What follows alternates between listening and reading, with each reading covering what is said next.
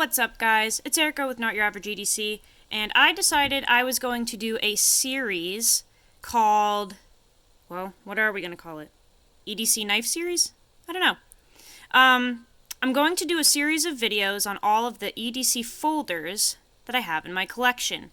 And the reason being, I know there's a lot of testing videos and first impressions videos and unboxing videos, but I would just like to add my 2 cents in from somebody that has used their knives pretty well, is going to be completely honest and transparent, and some people just like the way that I format my videos, so I figured I would do a series of them.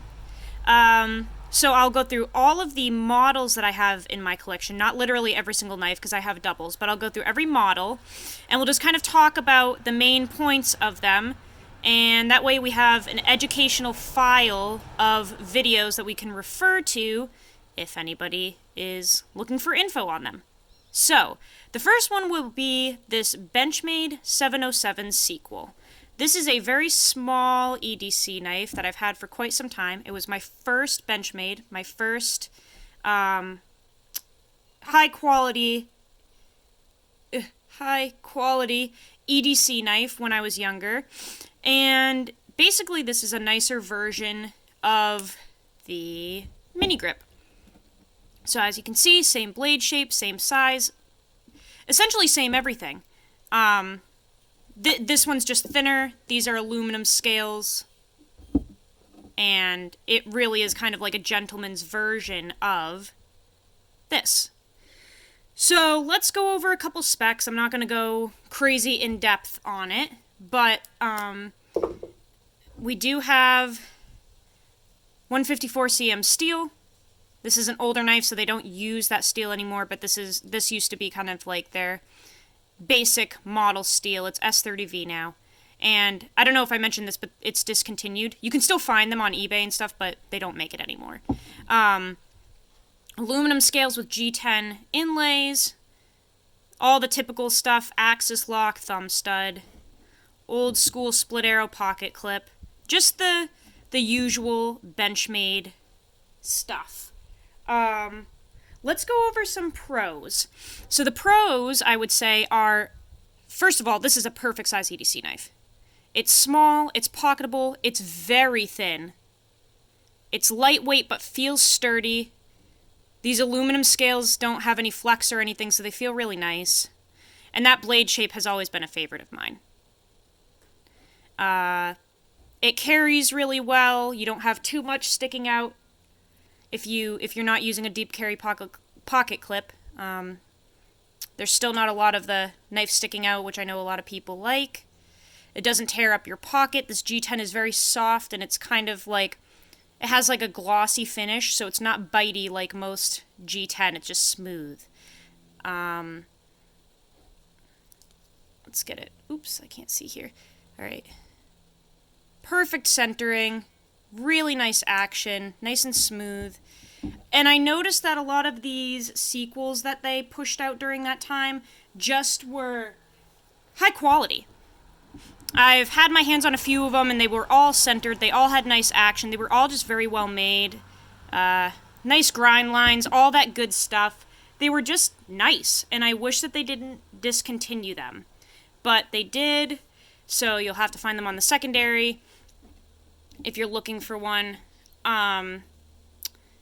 It's just a really nice EDC knife. I can't necessarily think of any cons, to be honest. It's like, if you like the mini grip, this is just a better version of it. A more high quality, refined version. Because the mini grip has those like cheap feeling FRN scales, and this has the really nice aluminum. It has some sort of black coating that will wear off a little bit with time, but that always looks nice in my opinion. I really can't think of any cons other than the fact that it's not available. It's just, in my opinion, one of the best EDC knives that Benchmade has ever put out. Best use. This would be good for anybody who is looking for a nice, sharp-looking EDC knife. Probably not super hard use. It's small. it's thin, and it's rare. So hard use, maybe not. But anybody looking for just a basic EDC knife, anyone who is interested in the mini grip and hasn't had their hands on one of these, you would like it. The typical cardboard cutting, package opening, blah, blah, blah, it would be ideal for that. Basically, anybody that is a normal person would love this knife, and that would be the best use for it, is just normal, everyday carry tasks. Sharpening for this, extremely easy. The profile on this blade is one of the easiest to sharpen. You have no funky recurves or anything like that. It's basically just a straight edge, and 154 is extremely easy to sharpen, even for a novice sharpener. It's soft. It's a soft steel, and Benchmade did a pretty decent job on it, so it's just very easy to sharpen. It only takes a matter of minutes. You would not need a diamond stone. All you need is some type of oil stone, an Arkansas stone, anything like that, a nice strop, and this will be hair-popping sharp when you're done with it. Anything else about it? Probably not. Like I said, this is the 707 aka sequel from Benchmade. If you could find one to try on eBay, I highly suggest it. It's really nice.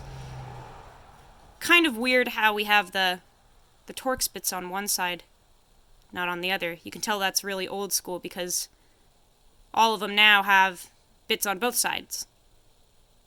Little screws on both sides. Yeah, not really anything bad to say about this. Very nice EDC knife, one that I will never get rid of because it was my first. But that is a look at the 707 sequel from Benchmade, guys. Hopefully you enjoyed, and I'll see you on the next one. Use your shit.